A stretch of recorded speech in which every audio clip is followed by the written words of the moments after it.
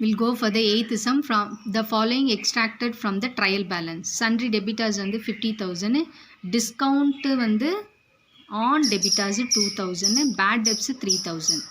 Created 10% debitors, one more வந்து 5% on debitors. Okay, இங்க adjustment entry எழுதணுமா என்ன பண்ண, and how it will appear in the final account நாவே profit and loss account balance sheetல எப்படி enter ஆகும். So using this we'll do the first calculation பண்ணிட்டு மீதி பண்ணலாம். Okay. So first என்ன பண்ணலாம், நம்ம calculation பண்ணிக்கலாம். calculation வந்து first sundry debitors amount வந்து 50,000. இந்த 50,000ல வந்து இங்கே என்ன பண்ணியிருக்காங்க, 5,000 லெஸ் பண்ணிங்க கொடுத்துருக்காங்கல்ல. நம்ம இந்த 50,000ல வந்து 10% கொடுத்துருக்காங்கள, 10% on sundry debtors adjustment additional information doubtful debts, அந்த 10% தான். இப்போ 50,000ல் 10 டிவைடட் பை 100 அப்படி போட்டோம்னா எவ்வளோ வரும், நம்மளுக்கு வந்து 5,000 வரும். இந்த 5,000 லெஸ் பண்ணோம்னா எவ்வளோ வரும், 45,000.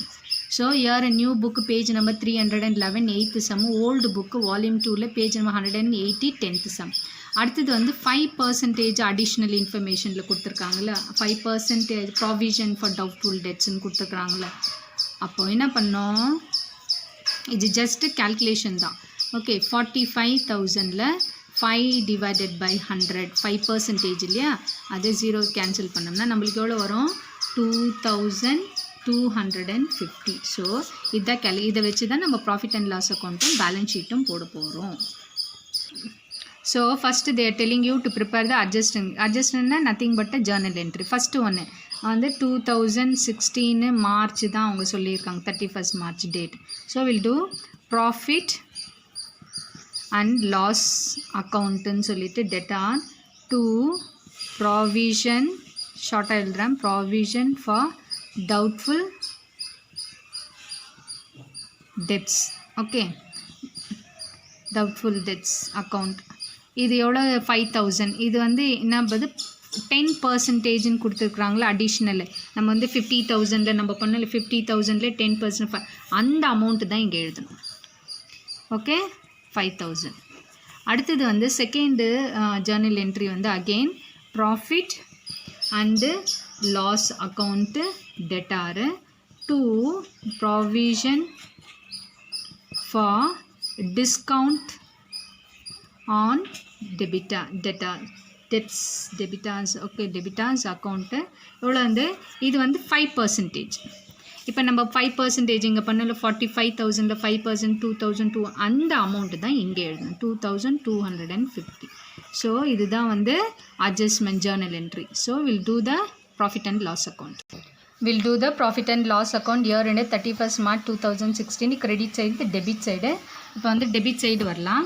Profit and loss account to provision for doubtful debts வந்து இது வந்து அட்ஜஸ்ட்மெண்ட் என்ட்ரிஸ்ன்னு கொடுத்துக்கிறாங்களே, அந்த வந்து 5,000. ஓகே, 5,000 அப்படின்னா என்னது, 10% கொடுத்துருக்கோம்ல, அந்த 5,000 இது. ஓகேவா, அடுத்தது வந்து ஆடு பேட் டெப்ட்ஸ் அப்படின்னு சொல்லிட்டு என்ன பண்ணியிருக்காங்க, நம்மளுக்கு பேட் டெப்ட்ஸு 3,000 கொடுத்துருக்காங்கல்ல, டேப்லோ காலமில் சம்மில் பார்த்தீங்கன்னா டேப்லோ காலமில் கொடுத்துருப்பாங்க 3,000. அந்த 3,000 நம்ம என்ன பண்ண ஆட் பண்ணி எவ்வளோ வரும், 8,000. இந்த 8,000 வெளியே போட்டலாம். அடுத்தது வந்து டூ டிஸ்கவுண்ட்டு அலவுடு அப்படின்னு சொல்லிட்டு 2,000 rupees இருக்கா, 2,000 rupees இட் இஸ் தேரு, என்னது 2,000. அது கூட வந்து என்ன பண்ணோம், ஆடு. ஸோ டிஸ்கவுண்ட் அலவுடு 2,000 டேப்லோ காலமில் கொஷினில் பார்த்தீங்கன்னா டேப்லோ காலமில் 2,000 கொடுத்துருக்காங்களா, அது கூட வந்து ஆட் என்ன பண்ணணும், ப்ராவிஷன்